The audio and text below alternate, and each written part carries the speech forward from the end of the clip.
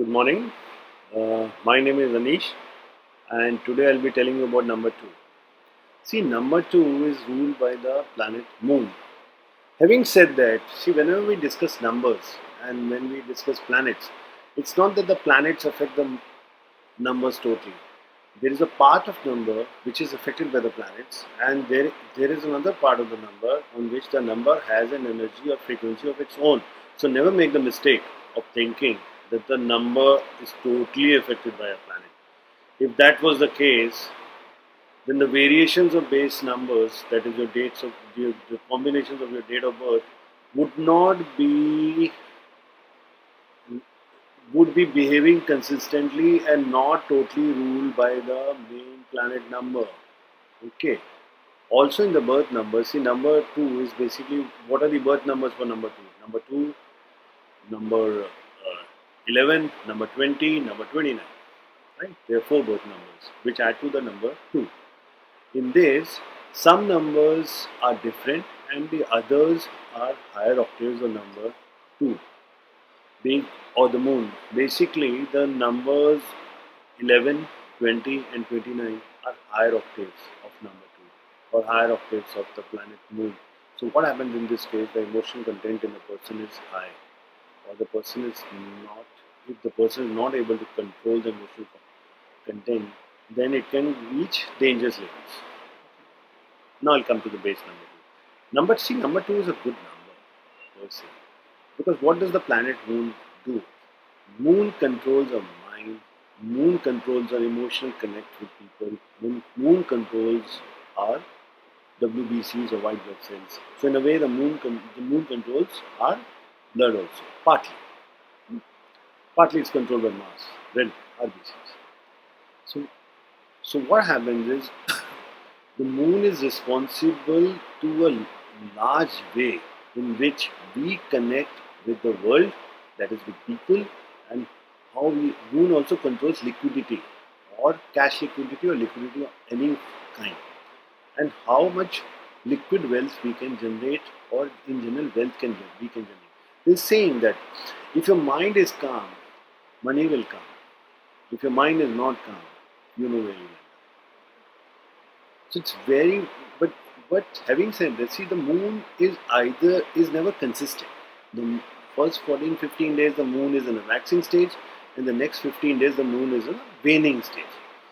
So there is like waxing. What happens is the size of the moon increases till it reaches full moon, and then the waning starts when the size starts reducing, and the moon reaches a new moon. This, according to mythology, it's King Daksha's basically his sharp on moon or Chandra, which led to that. So, and according to the moon, every day is in various nakshatras. I'll make a separate video on that. I'll focus more on the number two here. So, what happens is because of this waxing and continuous waxing and waning of moon, there is a there is lack of consistency in the emotions and thoughts of these people. They will have their ups and they'll have their downs. So what happens? When you're emotionally inconsistent, then that means any task you carry out, you may not carry it in a very in a consistent way, directed towards the completion of the task.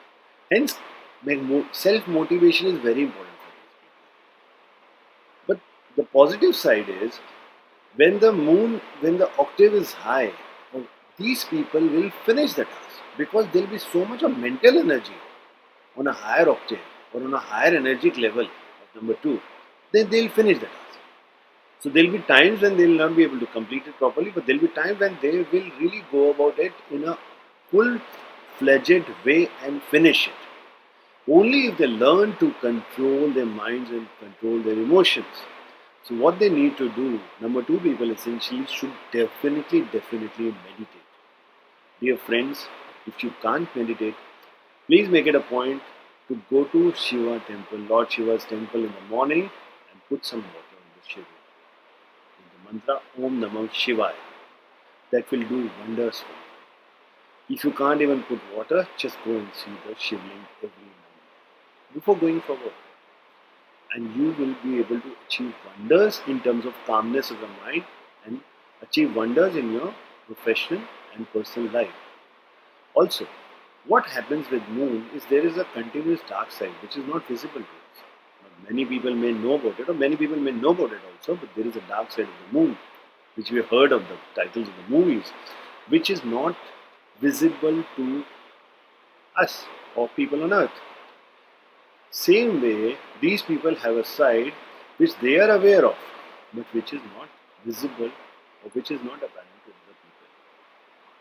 They should focus on controlling the dark side. Also, at times, they can be pretty unnerving for the people around them or people in close relationships with them, go about disturbing them continuously. They should also realize that they should not only focus on their peace of mind, but they should also focus on not spoiling the peace of mind of people around them. However, moon people are slightly self-centered. In their story, they are the center of attention. They are the heroes or heroines of their own movie. So they should be just conscious of it, and they can do very well. So what are the lucky numbers and lucky dates on number two people? Basically, 1, 4, and 7 to work well with number two people. So what will happen is that they can do their, they can just, especially number one, they should just total the dates and then they plan to execute a task. And by experience, they'll come to know which out of these three numbers suit them more. Number two may or may not work that well for them, but this they should go by experience.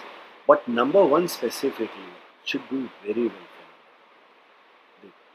Generally, number one is is very lucky for number two people. The reason being, the moon's light is not its own. It's basking in the light of sun, and sun is number one. And that light, the moon reflects in such a way that it becomes calm and peaceful and white light. Hence, number one is good for them. So, fair enough, dear friends. I'll take a leave, and next time I'll be telling you more about the relationship of number two people with other numbers. Okay, thanks and goodbye.